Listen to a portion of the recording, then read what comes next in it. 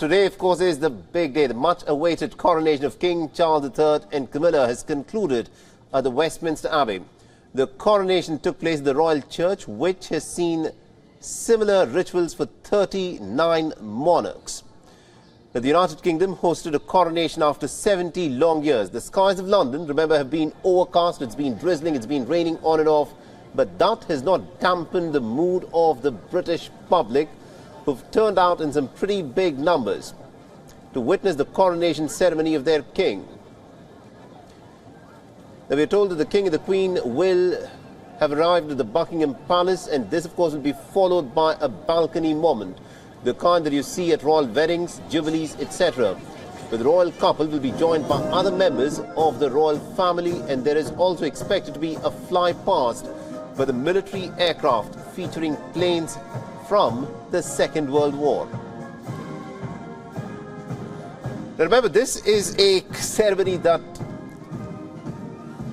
actually goes as far back as William the Conqueror in 1066 of the Common Era, who had been crowned at the Westminster Abbey on Christmas Day. And prior to that, there was no established location for the coronation of the British monarch. Now, starting with King Charles III and Queen Camilla, they have left the Buckingham Palace. They started the day by leaving the Buckingham Palace and then headed towards the Westminster Abbey. By the time they reached, all invitees, of course, were already seated. And this time round, the ceremony is fairly trimmed in comparison to the ceremony that took place for the late Queen Elizabeth II way back in the year 1953. And that coronation ceremony had gone on for nearly about 3 hours back in 1953. In the solemn ceremony, the first thing is, of course, the recognition of the monarch. King Charles III stood beside the coronation chair, or the Edward's chair, and the Archbishop of Canterbury called on the attendees to recognize the monarch, which they all did. And some moments back, the Archbishop also poured what is known as the chrism oil on the hands of the king, his chest, and also on his head. Now, this tradition is supposed to reinforce the divine right of the monarch to rule. Now, this oil is also made using olives that are harvested from 2 groves in Jerusalem. Now, following the anointing, Charles was presented with various regalia, and then the king was eventually and finally crowned as part of the ceremony. Now, the crown itself is called the St. Edward's crown. It was made way back in the year 1661 for the coronation of King Charles III, and this had been stored in the Tower of London since. The crown is made of solid gold. It is studded with 440 gemstones, including rubies, sapphires, garnets, and tourmalines. The crown weighs about 5 pounds, and this is the first and the only time that Charles will be wearing this crown. And it won't be the only crown that the king, however, will be wearing, though. When King Charles was being crowned, there were gun salutes that were fired from military bases across the United Kingdom. And once King Charles was crowned, he was moved from the coronation chair onto the throne. Now, following this, the King and the Queen then departed the Westminster Abbey and undertook what's called as the Coronation Procession. The King and the Queen travelled in the gold state coach. Now, this coach is a pretty special one as well. It is 260 years old. It is said to weigh about 84 tons and is pulled by about 8 horses. And it can only travel at a walking pace. Now, this coach was first used by King George III to travel to the state opening of the Parliament way back in the year 1762. And the coach has been used in every coronation ceremony since King William IV's coronation ceremony way back in 1831. The members of the public had, of course, aligned all along to greet the royal couple. An estimated 4,000 military personnel, of course, are part of the procession, including the armed forces from the Commonwealth nations. The sovereign's bodyguards and the royal watermen were also a part of the procession, and after arriving back at the Buckingham Palace, the King and the Queen will receive a royal salute from the military, and this will be followed by a balcony moment.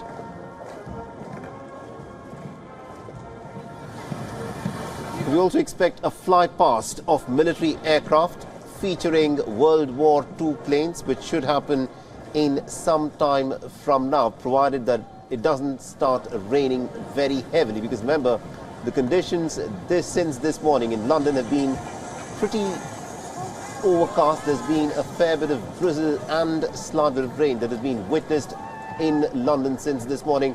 But despite of that, look at the enthusiasm of the people who have turned up in some pretty big numbers to witness the coronation ceremony of King Charles III.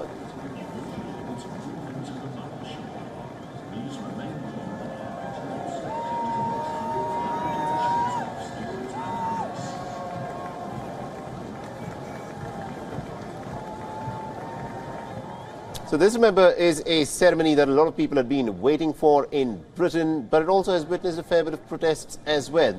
Now, the institution of monarchy is such an important one in Britain, and these are live visuals that are being beamed straight out of London. These are the number of people who have turned up to, of course, come and witness their king and their queen in the aftermath of the coronation ceremony. And this is the enthusiasm that is being witnessed in London at this moment as we speak. And the security is very tight, because there were also demonstrations and protests that were held in certain pockets by the anti-monarchists, the Republicans, where they said that the institution of monarchy per se is no longer relevant in the 21st century.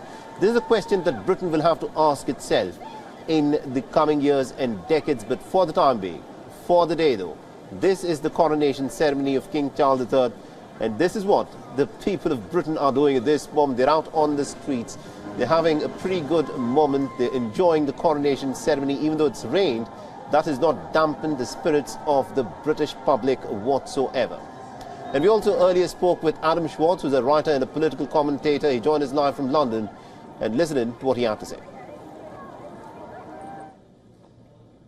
Well, I think it's a very important aspect that you've raised. And as you mentioned, we are in a historic cost of living crisis with so many people suffering and not having enough money to provide sort of, basic utilities.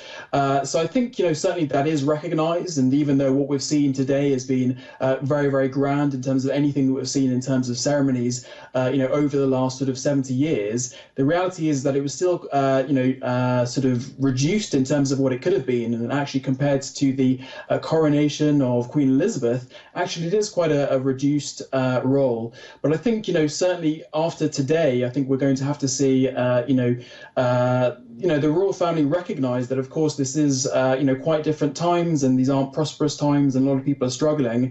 And actually, for a lot of people today, what they see in front of them will be quite different, of course, to their own experiences. Now, of course, we can talk about an appropriate balance between how much, money you put into the royal family and compared to, what you do for the kind of rest of the country. But I think, certainly, considering the fact that this has been scaled down in some way, there is some recognition, at least, that, that we are in quite different economic times. And therefore, the way that these ceremonies have to be conducted really has to reflect that and reflect the attitudes and the feelings of the rest of the country. Absolutely. So I think one of the first, things that's important to recognise is that, of course, the UK monarch is not only the head of state, but also the head of the Church of England. Of course, when the Protestant sort of faith emerged out of Catholicism after Henry VIII appeared. So that's why, the ceremony was so rich in kind of Christian ritual, because it's such an important side to the monarchy that actually that takes place in terms of that. But I think, you had, lots of different symbolic items which really represent the crown, but also the traditions of the crown as well. You had the throne of Edward going back about 700 years, which of course is an important part to kind of maintain that aspect of continuity. As I mentioned, you had Penny Mordaunt, who is the leader of the House of Commons, who essentially almost provided sort of consent in what she was doing in terms of providing various sort of bits of equipment to Charles to indicate that actually this is a reconciliation between Parliament and the Crown. And, for those who know English history, that Parliament and the Crown had lots of divisions in the sort of 17th century that ultimately ended up in a civil war. And that's really why we seek to kind of involve so many different parties involved in this ceremony, because it's viewed as a sort of reconciliation of our previous past, when actually those divisions between sort of elected power and what you consider the kind of divine power of kings and queens, really coming together in the ceremony to kind of move forward. So, I'd say it was mostly sort of Christian ritual that led the ceremony. But again, you saw different traditions emerge as well. One tradition that's become, or aspect of the ceremony that was quite controversial, is the fact that Archbishop Welby asked or invited the public to pledge their allegiance to King Charles. Now, it's worth saying that ultimately comes from a tradition where previously it was just the British aristocracy who would pledge their allegiance to the crown during that ceremony. So the idea behind that was actually, if we ask the rest of the public to do that, that sort of democratizes it. It tries to sort of reduce the class aspects of that tradition. But I think that ultimately was quite badly received in a way that probably wasn't anticipated, because it's sort of viewed as, I think to some aspects, sort of quite un-British, in the sense that British patriotism tends to be quite understated. We're not quite like the United States, where school children pledge allegiance to the flag every single day. So I think that was probably the most controversial aspect of the whole ceremony. But I say, there were other aspects that were much more traditional, in keeping with really the ceremonies that have taken place over the last 1,000 years or so. WION is now available in your country. Download the app now and get all the news on the move.